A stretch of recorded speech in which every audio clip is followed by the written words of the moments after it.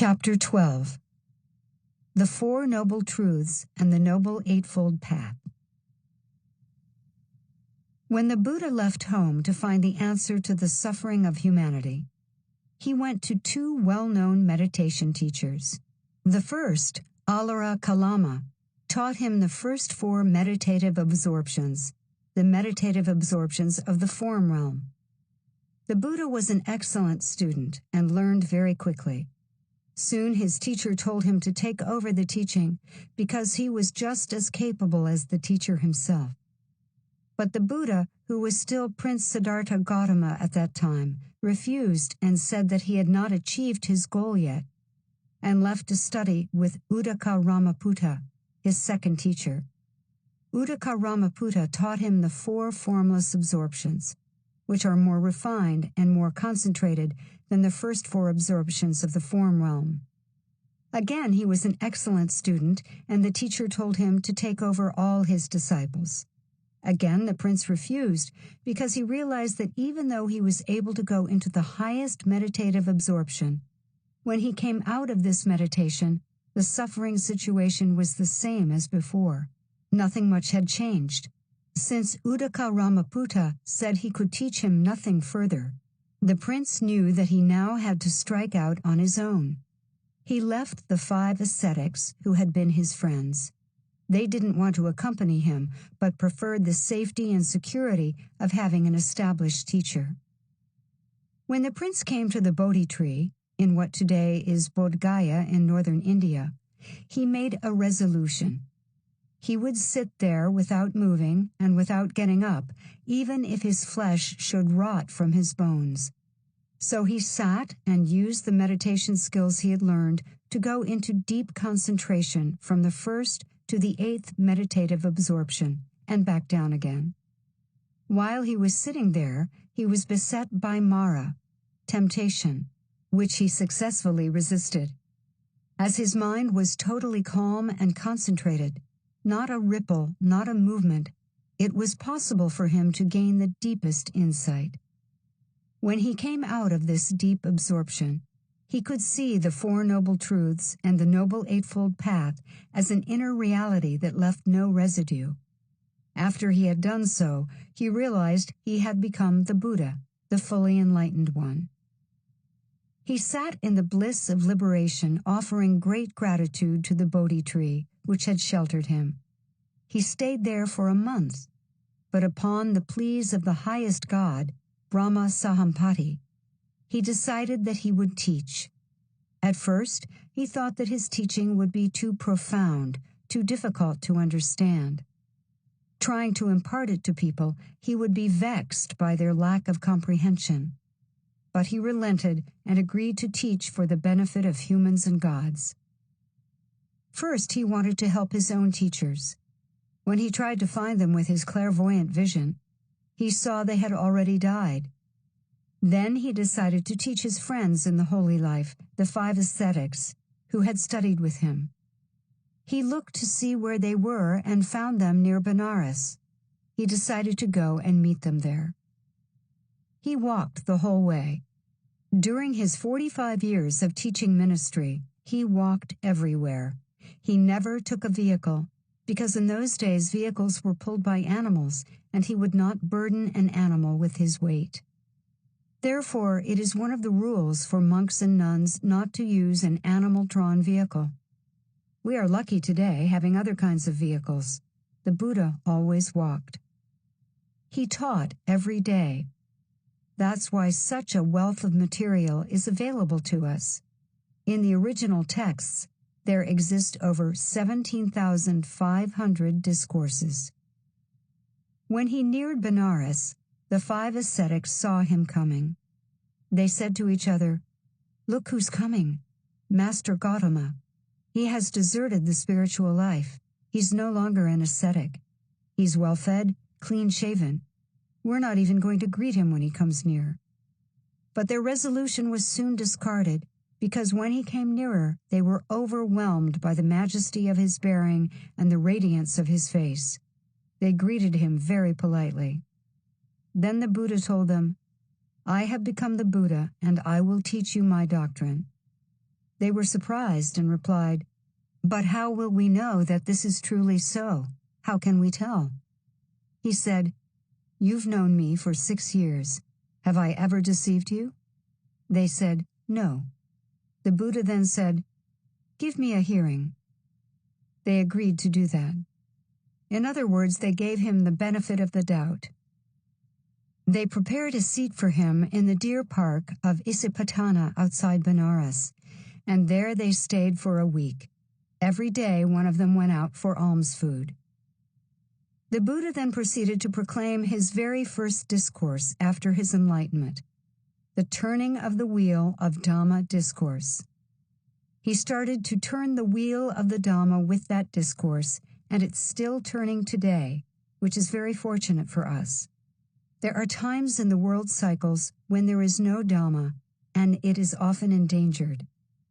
There have been times during this Dhamma period when, for instance, there wasn't a single monk here in Sri Lanka. The Dhamma is always in danger of disappearing because it goes against the grain of human instinct. It goes against the stream, against the current. As the Buddha came to the end of his Dhamma discourse, one of his listeners became enlightened. The Buddha said, "Anya Kondanyo sees, Anya Kondanyo knows." Seeing and knowing. It is not enough to know. Seeing means the inner vision, the inner reality, which changes one's whole outlook and attitudes. Anya Kondanyo was the first arahant and also the first Buddhist monk. The Buddha is also called an arahant. Namo tassa bhagavato arahato sama sambuddhassa. He is an arahant, but he is also the Buddha. The difference being that the Buddha found the Four Noble Truths and the Noble Eightfold Path by himself without any teacher, whereas the arahant became enlightened by following the Buddha. When the Buddha's teaching is no longer in existence, then after many eons a new Buddha arises, finding exactly the same Four Noble Truths and the Noble Eightfold Path by himself. The Buddha is one who is able to expound the Dhamma. This is said to be a rare gift. There are those who are called Pacceka Buddha. They are enlightened, but they do not have the gift of teaching. When one reads the discourses, one is amazed how often the Buddha repeats exactly the same words. Although it sounds very melodious in Pali, it is extremely repetitive and one wonders why. But it's not surprising. The spoken word is often repetitive.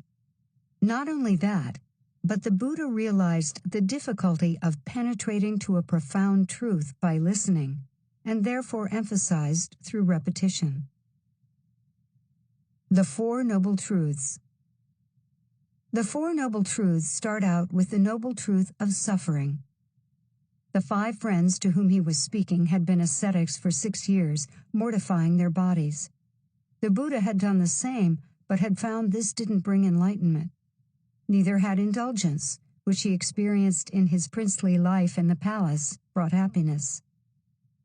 He realized now that there was only one way, the middle path. There are no extremes one can use to advantage. These ascetics had used mortification of the body for some time. They knew all about the suffering of the body. The Buddha didn't have to emphasize it very much. They could see it easily. For us, it's not quite so easy. Although we do feel the suffering of the body in the meditation practice, we are well aware of the fact that once we go home, we are not going to have it to the same extent. This then is temporary suffering, and because it has a very definite limit, we can cope with it. We're not so sure yet that this body not only has suffering, but is suffering. In fact, one can say that having this body is suffering. Just being burdened with a body of this kind is suffering. That doesn't mean that we are constantly beset by tragedy. Tragedy is one thing. The truth of suffering is another. The Buddha said, "Birth is suffering. Decay is suffering. Death is suffering. Not getting what one wants is suffering." These are the main aspects. But then there are the others that arise between birth, decay, disease, and death. We obviously have our good days when we aren't aware there is suffering in us. We may be sorry for someone who is suffering at the time, but we're also glad that we're not experiencing it, forgetting that suffering is there all the time. It exists even in pleasure because we can't make pleasure last. Pleasure vanishes just when we want to catch hold of it. Every time we want to keep it, it disappears, and we have to find it again. This body of ours cannot even sustain life unless it is constantly fed, cleaned, exercised, and repaired. All sorts of repairs are necessary. Glasses, teeth, hearing aids, tonics, vitamins, cough syrup, shampoos, powders, and lotions. Millions of dollars are spent just to keep the body going, not even to improve it.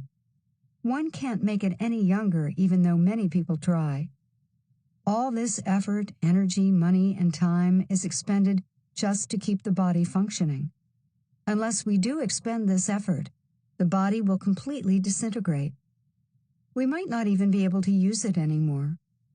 Its inherent nature of not listening to our pleas for youth, health, beauty, long life, but doing exactly the opposite, can certainly be regarded as suffering.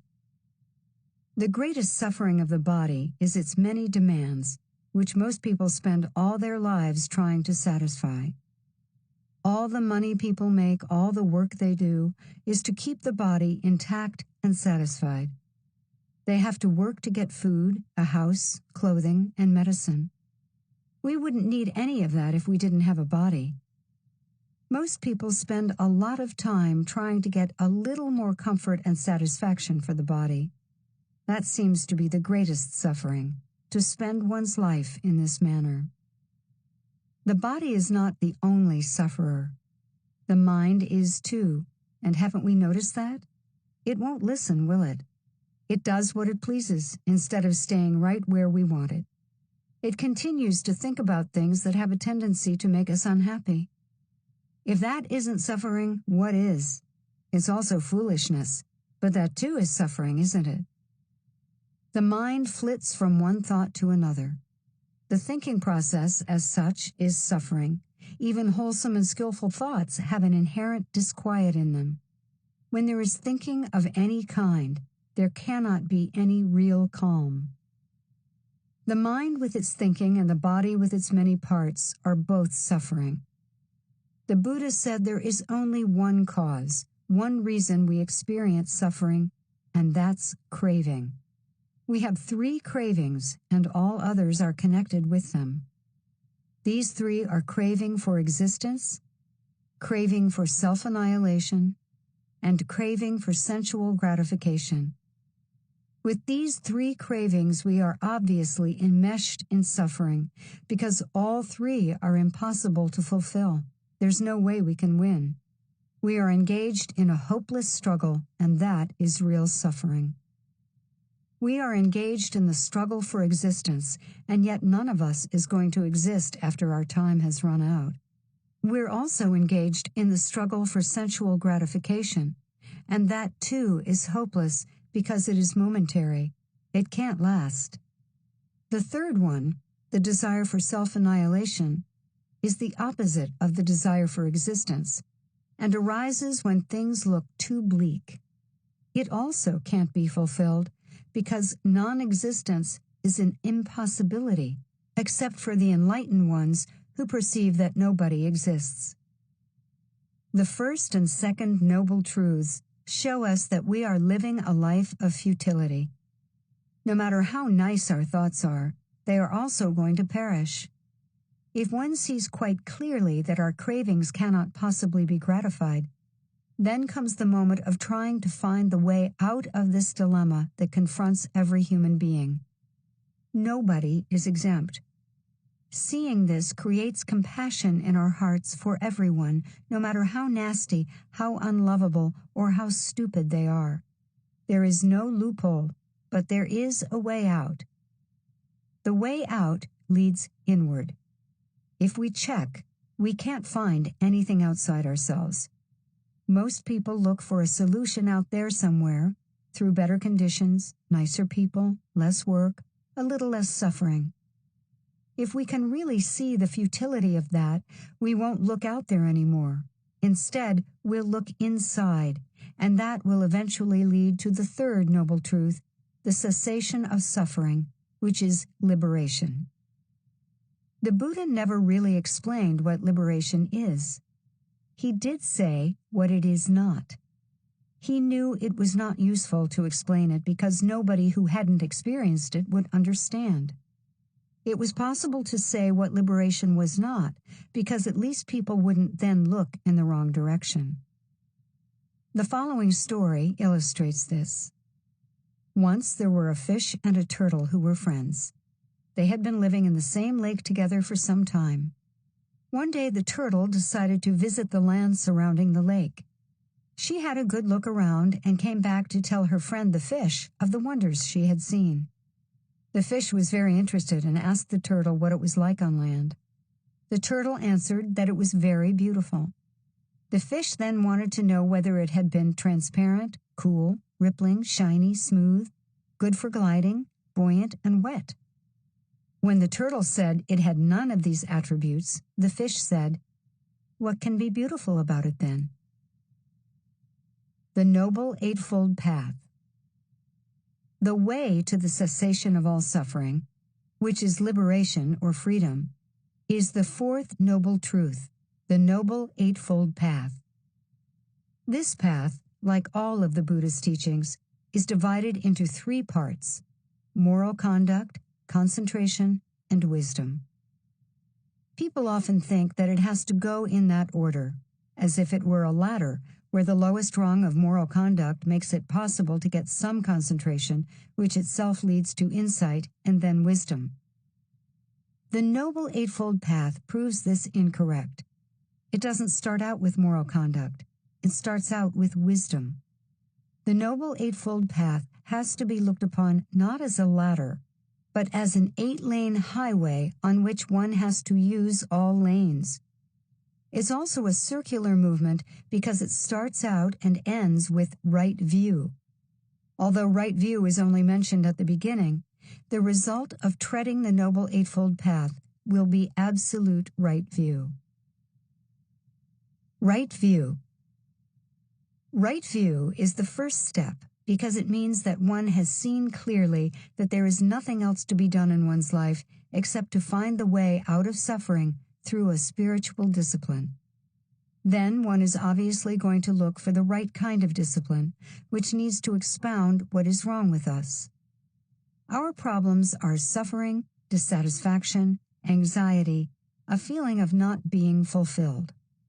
There is an empty spot in the heart that one constantly tries to fill with a person or several persons, an idea, a project, a hope. Nothing will fill it. When a discipline is able to expound the basic dissatisfaction that we have and also explain the way to eliminate that dissatisfaction and come to total contentment, one can judge that this is a reliable teaching. The teaching must also go into the complete depth of human experience. The Buddha's Dhamma is such a teaching. Right view includes the realization that it is possible for every one of us to actually start practicing. Right view also means having an understanding of karma, namely taking full responsibility for what happens to oneself, not blaming others or circumstances or anything outside oneself. It means taking full responsibility for what one is and where one finds oneself, and realizing that one is master of one's own destiny. One can change. Knowing that one can change is not enough. One also needs to change. These are two right views, the understanding of karma and of the need to effect a change in oneself in order to get out of suffering. Not changing the world or its inhabitants or the people we happen to live with, but changing ourselves. We cannot eliminate problems, but we can eliminate our own reactions. We can also eventually come to the end of the path that culminates in the right view of self, namely non-self. Wisdom is needed to begin one's spiritual discipline. Without having had the wisdom to know that something needed to be done, we would not have started our meditation practice. Human beings have this wonderful opportunity because of suffering. Instead of constantly resisting dissatisfaction, trying to sweep it under the carpet, or lament and grieve about it and be pained by it, we should be grateful for it. It's our very best teacher. In fact, you might say it is our only teacher, but unfortunately not everybody learns from it. There are several ways of reacting to suffering. The first and common way is to blame someone else. That's the easy way. Everybody plays that game, and it's childish. The second way of reacting to pain and dissatisfaction is to become depressed and get bogged down by it, indulging in unhappiness. The third reaction is being sorry for oneself, having the idea that one has all the suffering in the world. Nobody else has anything comparable, which is obviously untrue. When one is feeling sorry for oneself, one also expects others to commiserate. It doesn't work. Nothing is learned, nothing is gained. On the contrary, one becomes a burden to others. Another way of reacting to suffering is to grit one's teeth, suppress the emotions, and pretend it hasn't happened. That too doesn't work, because pretending never works. There is a fifth method, and that is looking suffering squarely in the face and saying, "Aha, my old friend's here again. What am I supposed to learn this time?" That is right view. Then we have really understood why the human realm is the best realm for enlightenment. Suffering is our best teacher because it hangs on to us and keeps us in its grip until we have learned that particular lesson. Only then does suffering let go. If we haven't learned our lesson, we can be quite sure that the same lesson is going to come again because life is nothing but an adult education class. If we don't pass the subjects, we just have to sit the examination again. Whatever lesson we have missed, we'll get it again. That's why we find ourselves reacting to similar situations in similar ways many times. However, a time does come when we notice this, and the right view arises. I've got to do something about myself. I'm having the same problem over and over again. Right view is the essential foundation for entering into the spiritual path. Right view in the beginning doesn't apply to right view of self. That is the end of the path. It is basically concerned with the first two noble truths. When we see clearly that we are fighting a losing battle, so long as we keep trying to have sense pleasures and protect ourselves from losing our ego, then we're on the way. That's the moment of entering the path, and it's a moment of joy. With it, a certainty arises that the way out has been found and that the final result must come. It's just a matter of time. That joyous feeling is essential for meditation, and meditation is essential for treading the path. Each one of us proves the Buddha's words. We have suffering and we have craving. We have some right view, and we experience karma and its results. We can also change, and we have learned something from the past suffering. We can prove the Buddha's words in many ways if we just pay enough attention. That creates self-confidence, knowing one really can tread the Noble Eightfold Path to its very end. This confidence is necessary as part of the practice. Self-confidence is not a feeling of superiority, but of independence. We have to work independently for our emancipation. The Buddha said that we shouldn't believe what he says, but should inquire into it and verify it for ourselves. He gave 10 reasons for not following a spiritual path in one of his very famous discourses, the Kalama Discourse. It applies to us today as vividly as it appeared to the Kalama people. It is just as pregnant with meaning for us as it was then. The Kalama people came to see the Buddha when he visited their capital of Kesaputta and said to him, "Sir, We have had many spiritual teachers visit our town, and each one has been able to propound his teaching in an excellent, very believable way. Equally, though, every one of these teachers denied and negated every other teacher. Now we are totally confused. We do not know whom to believe. The Buddha said, "It is proper for you, Kalama, to doubt, to be uncertain." He then propounded the 5 precepts to them and asked whether they would be conducive to happiness if they were kept, and conducive to unhappiness for themselves and others if they were transgressed. The Kalamas agreed that this would be so. Then the Buddha said to them, "Never believe any spiritual teaching because it is repeatedly recited, or because it is written down in the scriptures, or because it has been handed down from teacher to disciple, or because everybody around you believes it, or because it has metaphysical qualities, or because it agrees with what you believe anyway, or because you can rationalize it. Don't believe it if it is a viewpoint that you need to defend, and don't believe it because the teacher is a reputable person or because the teacher said so." When the Kalama people had heard the Buddha, they became his followers. He was a guideline for them, which is equally valid today. Don't believe something because it's a tradition, or because everybody around you does it, or because it's written in a book. But only, the Buddha said, if you have inquired into it and found it to be useful and true. There's no question that we can find suffering in ourselves, and the more we look inward, the more dissatisfaction will we find. When we no longer crave to change our personal suffering into personal satisfaction, with the resistance gone, the suffering goes. Acceptance of things as they are constitutes right view.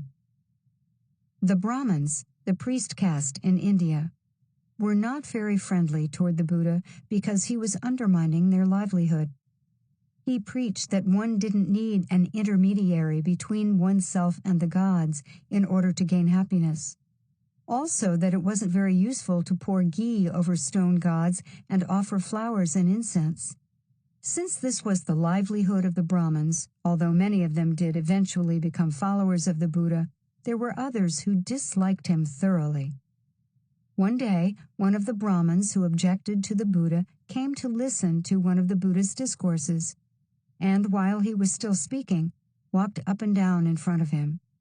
Then he proceeded to abuse the Buddha, using quite rough language.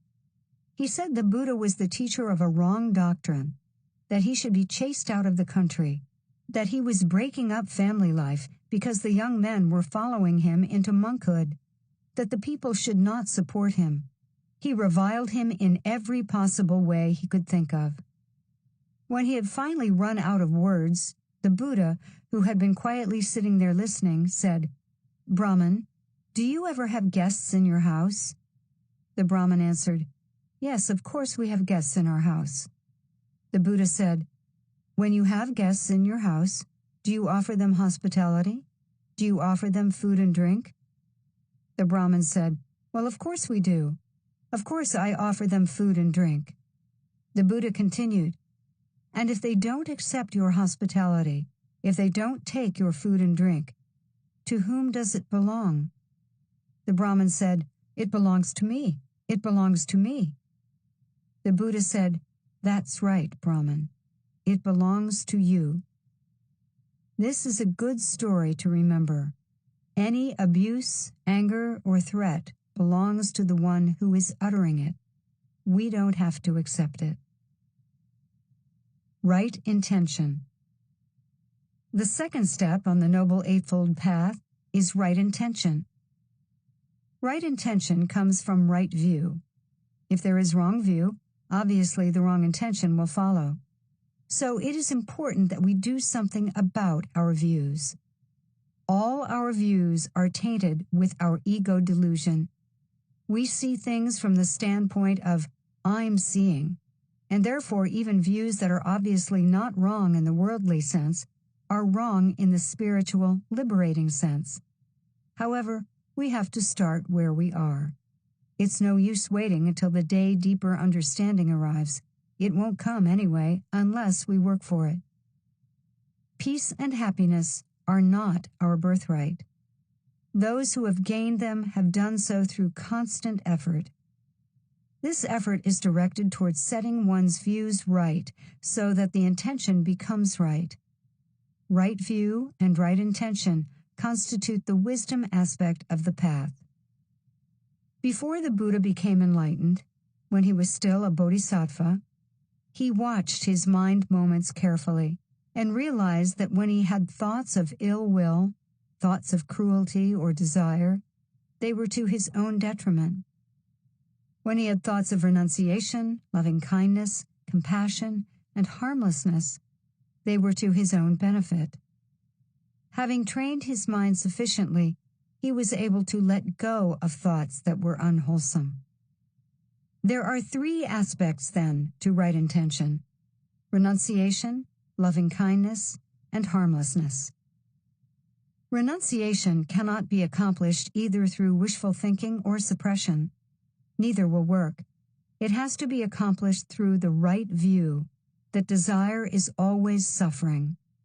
If we can actually experience that in ourselves, then naturally we will want to renounce the desire that has arisen. We will do so happily, joyously experiencing the real relief of having let go of suffering and problems. Desire is always suffering because it only arises when there's something missing that we want. Whether it is food or enlightenment doesn't matter. It's something we don't have, so we desire it and experience the lack as painful. Then if we can't get what we desire, of course, there is frustration, resentment, grief, sadness. Obviously, we suffer if we can't get what we want. If we do have a particular desire gratified, that too creates disturbance in us because we know from past experience that the gratification will not last. We worry about how to prolong the pleasure. The worry is suffering, and when it doesn't last, there is suffering again. Trying to make anything last creates tension and fear. We're afraid of losing certain people, situations, belongings, and feelings. There is also the fear of not getting them when we want them, such as arises after a good meditation. Oh, isn't this nice? Finished. I wonder if I could have that again. What am I going to do now? Suffering has arisen because any desire has this as its feature. Only when we recognize this in ourselves with certainty will we be able to start renouncing. It's our attachment to things and people that we want to keep that creates suffering for us. Nothing but pain and problems until life's end. Unless we know it, we won't be able to give it up. Renunciation starts when one gives something away that one knows one is really attached to. If one can do that happily, not with teeth clenched and eyes closed so that one won't see what's going on, but joyously, then one has seen the danger of clinging. More important than giving things away is giving up one's views and opinions about oneself and the world, and about how other people should behave and react, especially those one is close to. All this is suffering, being bound up in the desire for having and owning. There's also the desire for being loved, for instance, or being a wife and mother, or being famous, or being appreciated. Any desire is suffering and prevents one from feeling contented and peaceful. To be different from how one is another desire that creates suffering. To work and gently transform oneself is different. But desires in the mind are due to feeling a gap, a lack, something missing. That's painful. Only renunciation can assuage that pain. We're always trying to answer that pain by trying to get what we desire. It has never killed the pain because when desire is not renounced, it constantly reminds us of the pain. Renunciation underlies right intention. Love and compassion and harmlessness toward other beings and our understanding of the truth of suffering bring our intentions in line. All four noble truths are bound up with each other because they go to the depth of our psyche. When we understand correctly, we can act skillfully. The suffering we have in ourselves is manifested innumerable times in all beings. If we watch a bird, for instance, instead of thinking what pretty feathers it has and how melodious a song, how it can fly through the air without any difficulty and go anywhere it chooses, take a better look. The bird is constantly looking around, turning its head right and left out of fear that another animal may attack it or its nest. At other times, the mating instinct comes to the fore. Then the desire for survival manifests in its constant search for food. And this is just one living being out of so many. Look at other people and watch their faces. They don't need to say anything. And of course, watch yourself. The Buddha recommended that we get to know our internal and external world. This is mindfulness, being awake and aware. If we can see suffering in all the living beings that we contact, then we can assume without any doubt that it's true for all living beings wherever they are. Unless our minds become imbued with that, loving kindness and compassion won't flourish. There will always be some objection in the back of the mind. Yes, I could love her if only she wouldn't speak like this or react like that. Or, I would have compassion for her, but she brought it all on herself. None of this matters. Suffering is universally inside all of us, and unless we can see that clearly, loving kindness and compassion are going to be an off and on affair. When things go well, we can manage. When things become difficult, we can't. Right intention means that we are always on the alert to act and react skillfully. It must not depend on whether we are feeling fine or whether the person is behaving in a way we can tolerate or whether it's gone beyond that limit. Right intention is our karma-making process because our mental formations are having the intentions. Right view can be established in ourselves through some wisdom and insight. It will be a foundation for our intentions. Intentions are constantly arising with every action and reaction. Karma, O monks, I declare, is intention, are the Buddha's words. This is how we make karma, and if we believe that good karma is essential for our well-being, we have to watch our intentions. An interesting aspect of intentions is that they are like icebergs, 1/3 out of water, 2/3 underwater. We can only see their tips. We give something and we see the generosity. But have we examined the intention behind that generosity? In order to get to know oneself, one needs to probe into unknown depths. There are many hidden crevices inside oneself. We don't like to look because we meet the not-so-nice aspects of ourselves. But that's why we are human beings. Otherwise, we might have wound up in the Deva realm. We might as well acknowledge our failings. Only what we bring out into the light to see can we clean up. The dirt under the carpet never gets cleaned unless we take the carpet away. The Buddha compared our defilements to wet hay. If it's kept in a closed barn, it will rot. But let the light of day shine on it. It will soon dry out and become useful fodder. Let's look into the hidden crevices and thoroughly examine our intentions. The next 3 steps on the Noble Eightfold Path concern moral conduct, right speech, right action, and right livelihood. The first 2 are concerned with the precepts, divided into speech and action. Right speech. Speech is very important and needs a little more attention than it usually gets. Just because we know how to speak doesn't mean that we really have the skill of speech. I don't mean we should become orators. That's a different kind of skill. The Buddha said something very interesting about speech that is well worth remembering. If you know anything that's hurtful and untrue, don't say it. If you know anything that's helpful and untrue, don't say it. If you know anything that is hurtful and true, don't say it. If you know anything that is helpful and true, find the right time. This means to desist from impetuous speech. We need to think about it first, to make sure that it will be helpful, that it's also true, and that the right time has come. The right time has come when the other person is agreeable to listening and in a peaceful frame of mind. And it should, above all, be a time when one has only loving feelings for the other person.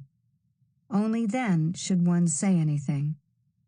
If there is any dislike, resistance, or rejection in one's mind about the other person, it's going to show in the speech, and it will not be useful or profitable. Everybody has occasions when they want to tell others what they should or shouldn't do. By using the above criteria, one has a good chance of success. Right speech is traditionally explained as no slander, no gossip, no backbiting, not setting one person against another, not using harsh or abusive speech. The Buddha said that speech makes and breaks families and friends. It is at the root of harmonious companionship and also its opposite, enmity.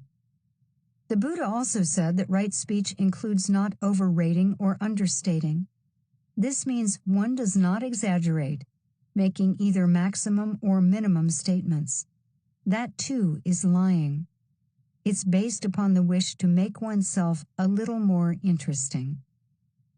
When the Buddha's son Rahula was 7 years old, the Buddha delivered an exhortation to him. In it he talks to his son about not lying, which is so important for children and adults alike. He wouldn't have given that discourse to his own son had he not thought it crucial to Rahula's development. He showed him a pitcher with a little water in it and said to him, "What do you see, Rahula?" The little boy answered, "I see only a little water." The Buddha said, "So little as this water in here is the trustworthiness of a person who lies." Then he tipped the water out and said, "And what do you see now?" Rahula said, "Well, the pitcher is empty." The Buddha said, "That's right. Empty is a person who lies." Then he turned the pitcher upside down and said, "And what do you see now, Rahula?" Rahula said, "The pitcher is turned upside down." The Buddha said, "That's right. A person who lies turns their life upside down."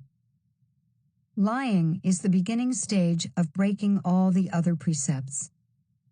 Lying is done sometimes for self-protection, sometimes out of greed, to get more than one's due, and sometimes out of hate, when one lies in order to hurt. All the reasons for lying bring us onto a downward spiral. Speech is based on thoughts, and if we have any control over our thoughts, we learn to have control over our speech. We become mindful of everything we think and learn to change it from the unwholesome to the wholesome. Unless we learn that about speech, we're not going to have many friends. On the other hand, speech must be meaningful. Idle chatter is also wrong speech. Just talking with nothing to say, such as talking about one's family, food, the weather, or how one feels. Talking as an entertainment, as a way of passing the time.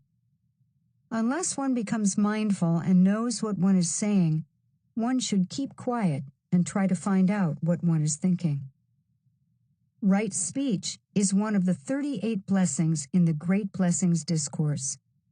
It's a great blessing to be endowed with kind and polite speech, but always with meaning and right intention behind it. Two people may actually say exactly the same thing, but their intentions are different, so their comma will be different. We will only get to know our intentions if we practice looking inward, and we can't do that while talking. Refraining from false speech, the fourth precept, needs to be examined as to what it means in our own life.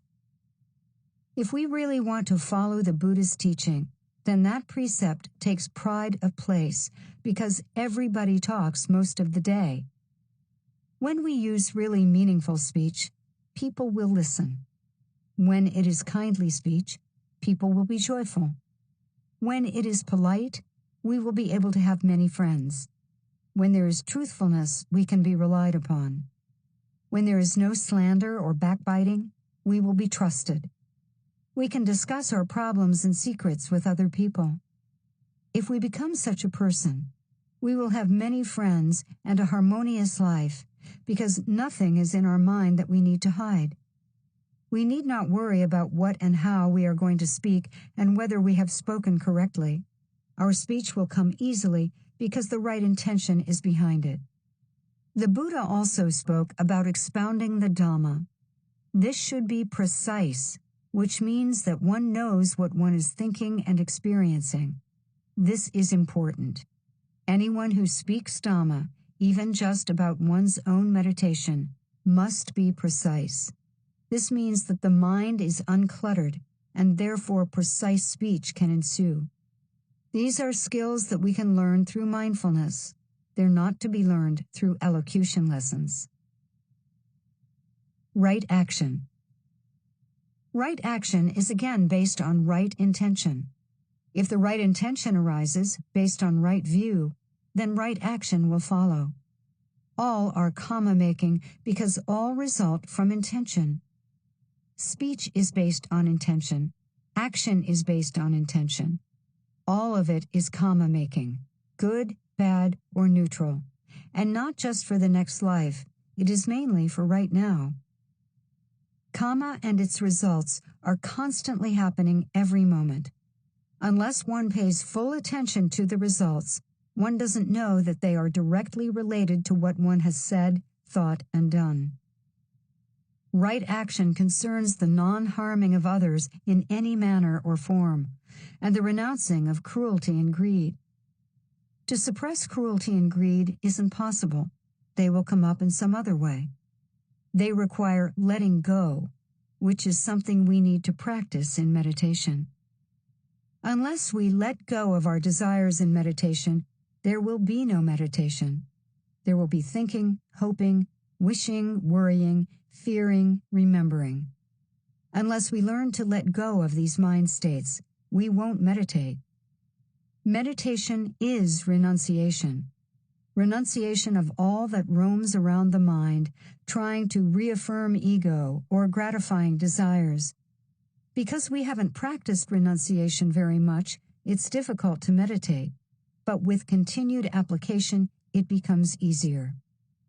Suppression doesn't work, but renunciation of the desire to think, remember, and plan brings the most excellent results.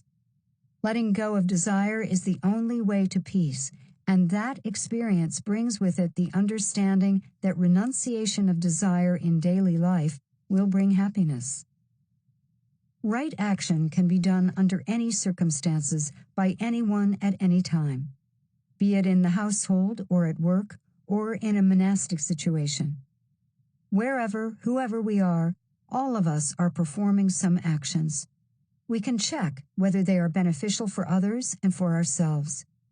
Even cooking or cleaning a floor must be done with the right intention, not because one has to do it or because it's expected or because somebody would get angry otherwise.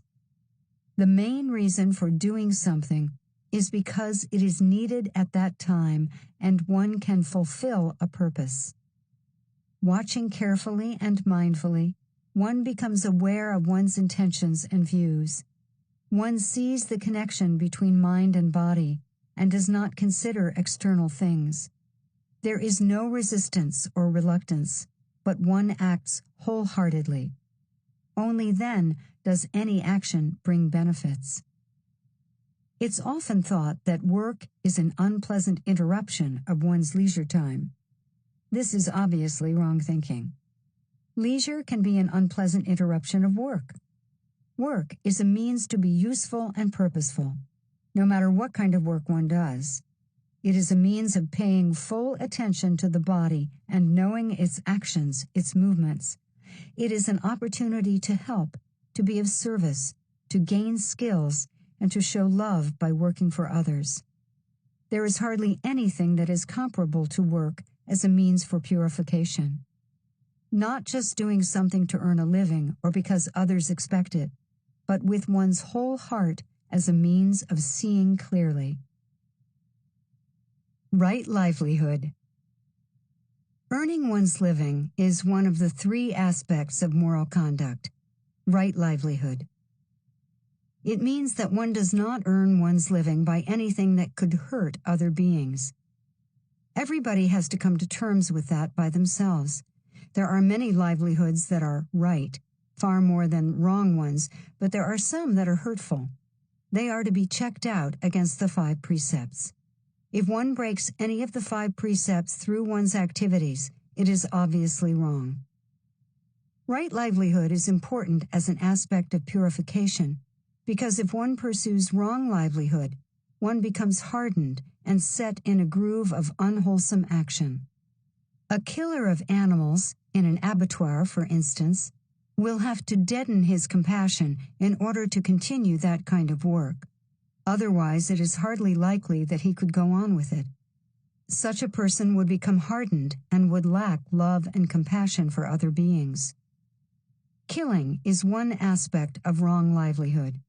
There is also lying, drinking intoxicants, and taking what is not one's own. All these can happen as livelihoods.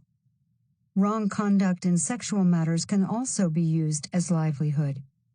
Any one of these is quite clearly detrimental to one's own and others' well-being and is based on greed.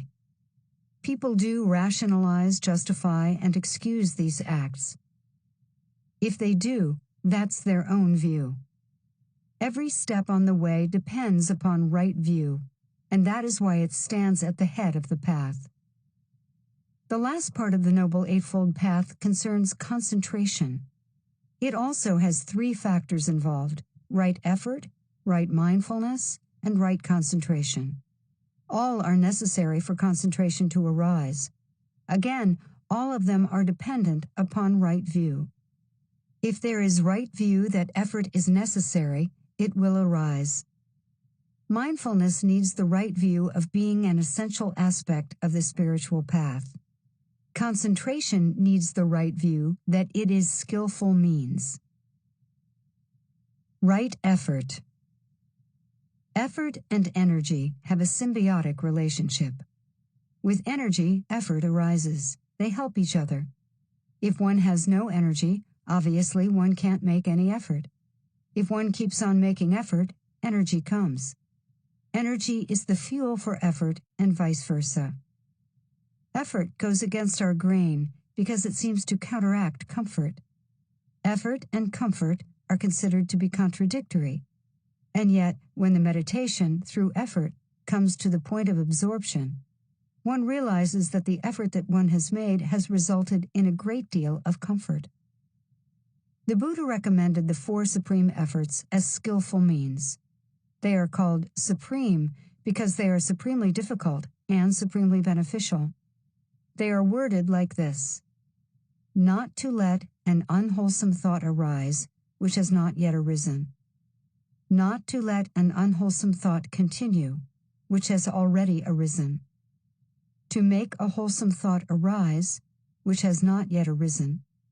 To make a wholesome thought continue which has already arisen. One needs to watch one's mind states and be able to distinguish wholesome from unwholesome. This is one of the reasons why I have instructed you to label your thoughts when they arise in meditation practice. Only when we know what we are thinking are we able to do something about it.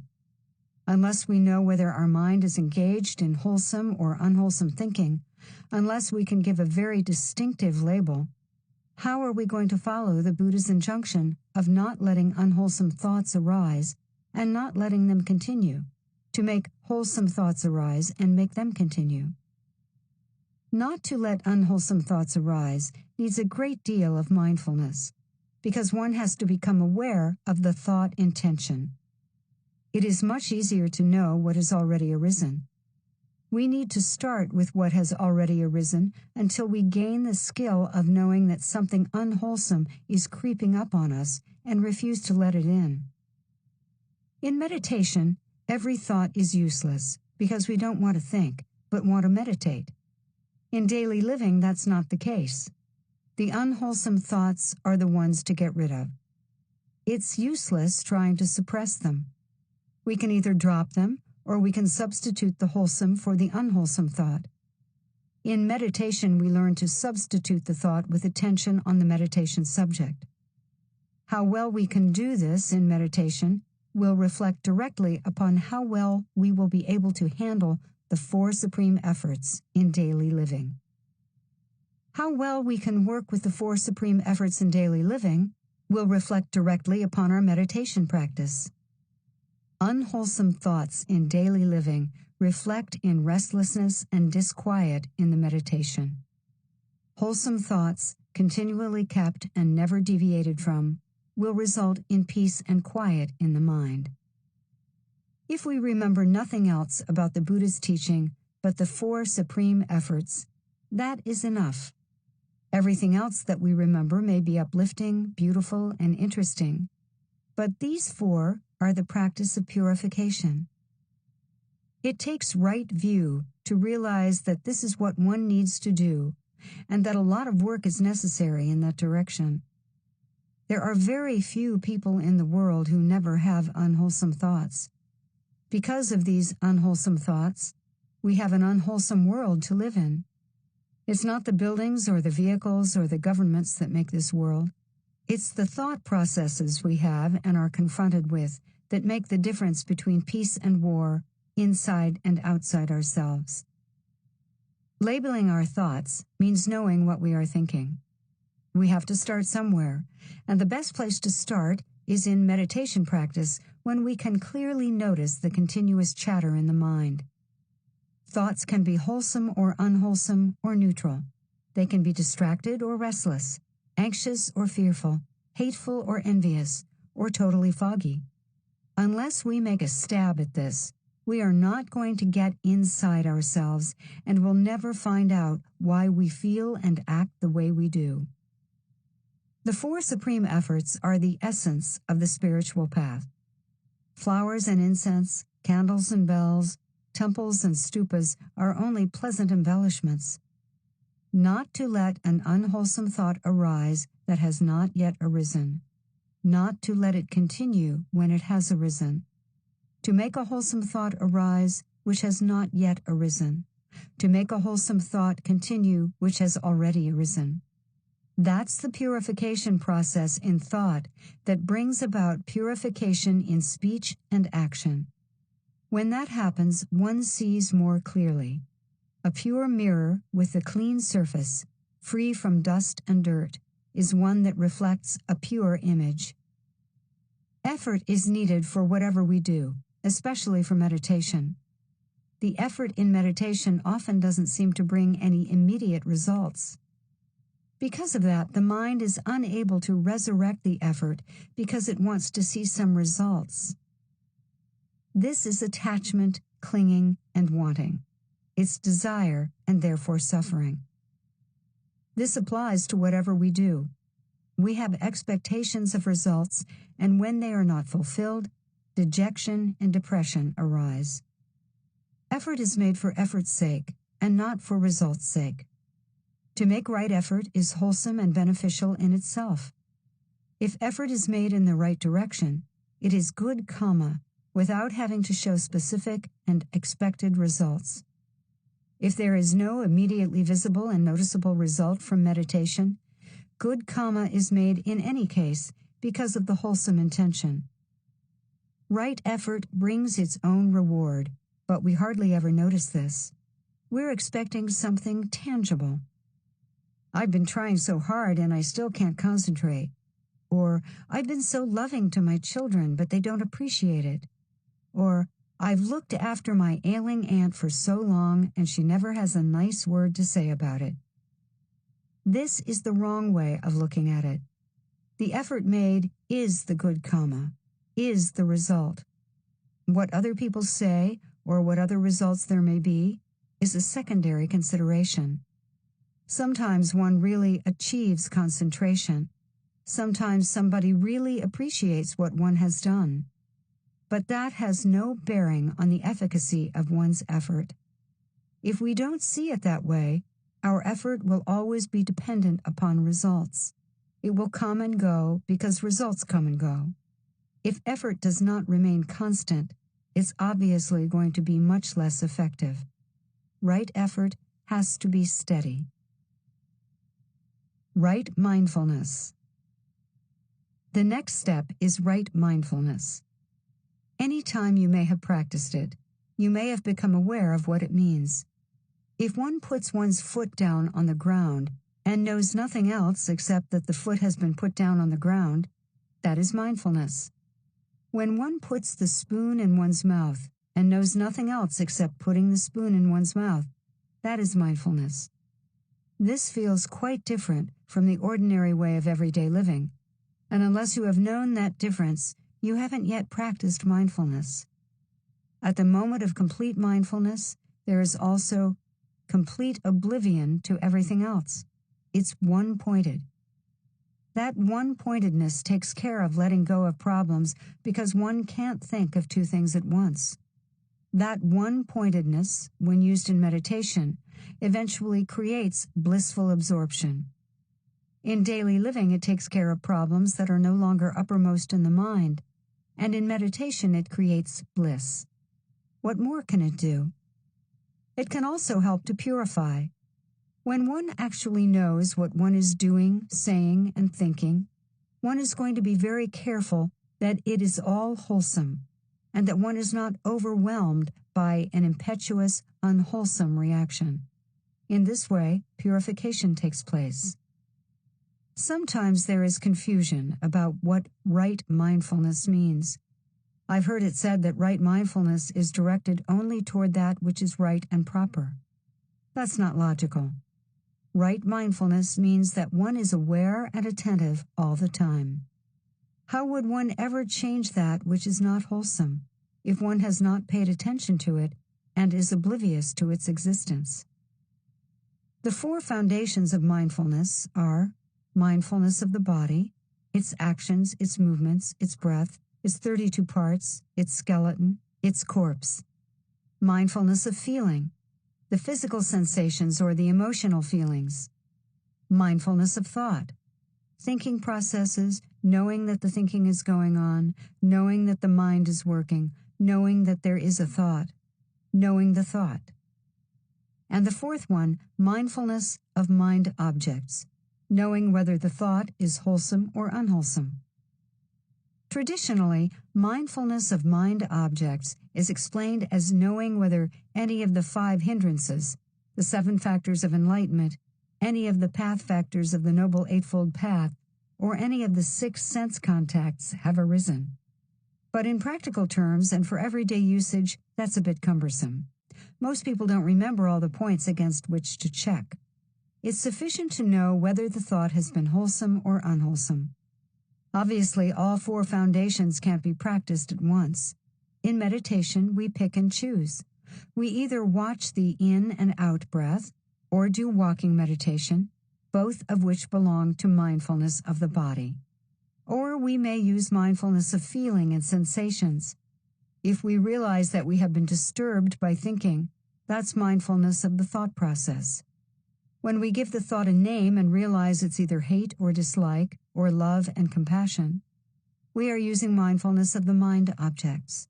So we choose in meditation where we want to put our attention. In daily living, it's not quite like that. There, we have to put our attention on what's momentarily appropriate. If we cross a busy street and keep our attention strictly on our steps, it's not going to be a skillful means of staying alive. We will have to watch what the cars are doing. In this case, we have to become aware of what's going on around us. If we're talking on the telephone, it's not likely that we should put our attention on how we are holding the receiver. If we did that, we wouldn't know what to say. We have to keep our attention on the thinking process and the speech that results from that. Whatever is appropriate, that's where the attention is. Mindfulness is the one mental factor that can and must be practiced in every waking moment. There are 24 hours in the day, and we might, if all goes well, meditate 1 hour in the morning and 1 hour at night. We might sleep 6 or 7 hours, which leaves us with at least 15 hours in the day. If we forget about being mindful for those 15 hours in the day, we might as well forget about meditating and about practicing the Buddha's teaching. We are only paying lip service. When mindfulness is established as a practice, it eventually becomes a habit, which makes life smooth because one is able to avoid pitfalls. It works like the brakes on a car. It's dangerous to drive a car without brakes. If we live life without mindfulness, it's equally risky. We're constantly in danger of colliding with someone and hurting ourselves and others. When mindfulness is practiced, it doesn't mean that we are submissive and react in the way others expect. That's not mindfulness, that's compliance. Mindfulness is knowing what we're feeling, thinking, and doing. When we know that, we become aware of our reactions. We are not concerned with acting in accordance with expectations. We are concerned with the purification of ourselves. Right effort, the four supreme efforts, can only be successful if coupled with mindfulness. All the path factors need mindfulness as a support. Mindfulness goes together with clear comprehension. Mindfulness is the knowing factor, simply knowing, expressed succinctly in a Japanese haiku that goes like this. The old pond, the frog jumps in. Plop. When a frog jumps into a pond, many things happen. The water ripples, the frog disappears, there might be sunshine glistening on the drops of water. All these are extraneous. Mindfulness goes to the essence, to the point, and that's plop. That's all that really happened. That's the essence. That's knowing only, which has as its companion clear comprehension. Clear comprehension understands what has happened and how to make use of it. Clear comprehension consists of four parts: knowing the purpose, knowing whether one is using skillful means, ascertaining whether purpose and means are within the Dhamma, and knowing whether one has actually achieved one's purpose. Whenever we speak without purpose, mindfulness and clear comprehension have been abandoned. When we speak with a purpose, but don't know how to express ourselves, we have no skillful means at our disposal. Our discriminating awareness helps us to realize whether we are thinking, speaking, or acting in accordance with the truth of Dhamma. If we don't get the results we want, we obviously haven't used the right means. Mindfulness in speech and action needs clear comprehension as its companion. Knowing the purpose, the skillful means, the awareness of Dhamma, and the results. When we live with mindfulness, there is a marked difference in our awareness.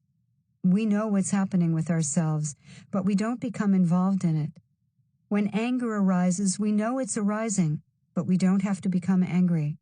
That's a great skill. When there is boredom, we know boredom has arisen, but we don't have to become bored or frustrated. We just know the arising and also the ceasing of all mental states. Mindfulness is available to everyone and is used by everyone for survival. But since survival is a lost cause, we might as well use some more mindfulness in order to become liberated and free. Mindfulness is the skillful means and clear comprehension, the wisdom that can discriminate. Mindfulness is non-judgmental, but clear comprehension has the aspect of differentiating, so we can change our direction if necessary. Right concentration. Right concentration is found in the meditative absorptions that are mentioned by the Buddha in discourse after discourse as the way and the means, but not as the goal. They provide a pleasant abiding, he says, a pleasant way of living and working for insight. If one gets attached to them, one just has another attachment, added to the many one has already. However, the meditative absorptions are the necessary means for getting the mind into shape to see clearly. Right concentration needs all the other factors of the Noble Eightfold Path as a base. Without moral conduct, right intention and right view, right effort and right mindfulness, it cannot arise. Because it needs all of those, it's mentioned at the end. Also, because it is the one that can get us to the point of departure from being a worldling to becoming a noble person. Right view stands at the beginning because without it, nothing happens. Right concentration stands at the end because it needs all the other factors in order to function and constitutes the means for achieving penetrating insight. When right concentration has succeeded and a deliberate attempt at insight has been made, right view arises. This will be the right view of liberation. At the end, we have come full circle to right view of self, which means non-self. We cannot find non-self. We cannot find what isn't there. Therefore, we can only constantly inquire into what we believe to be self. We believe body, feelings, perception, mental formations, and our sense consciousness to be self. We need to inquire into anything that appears to be me. Unless we have self fully in hand, are master of it, and have seen it fully, we will not be able to let go of it. If I don't know where my clock is, if I don't have it in hand, I can't give it away. Only if I know exactly what and where it is can I let go of it. If I'm looking for the clock and can't find it, there is nothing I can do about it. The same applies to self. The inquiry is into me. What is this body? Is it really me and mine? If it becomes a corpse, is it still mine? Am I going to say this is my corpse? Who's going to say this is my corpse? This is the line of inquiry. Are these feelings really mine? Why do I get the ones I don't want? Who's making them come? Why do I get a pain in my right knee? Why do I get all the thoughts I don't want? Why do I get thoughts that make me unhappy?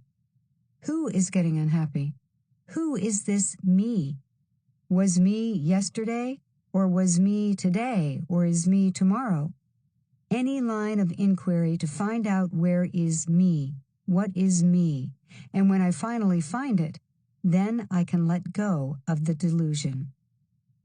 The inquiry into non-self has to start with the inquiry into self.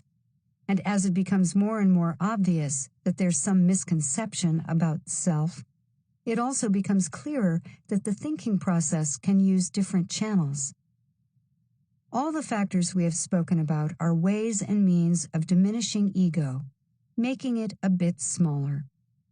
Concentration is an important aspect, because at the time when the mind is fully concentrated, there's no thought of I am, I can, I will be, I want, I don't want. When the meditative absorptions are practiced regularly, the I is often diminished, and one can see a little more clearly. As long as we have practiced neither concentration nor mindfulness, the ego takes itself for granted and remains its usual normal size, as big as the people around one will allow. With mindfulness and concentration, that changes. The Noble Eightfold Path goes from relative right view to absolute right view, and in the end, one becomes the Noble Eightfold Path. There is no need to practice it any more at that point, nor to try to remember it. No need to make an effort with each step, because the Noble Eightfold Path has become one's natural way of being. The Arahant has constant right view and right intention. There can be no wrong speech, wrong action, or wrong livelihood. There is always right effort, right mindfulness, and right concentration. With us, a little bit at a time. Only practice makes perfect.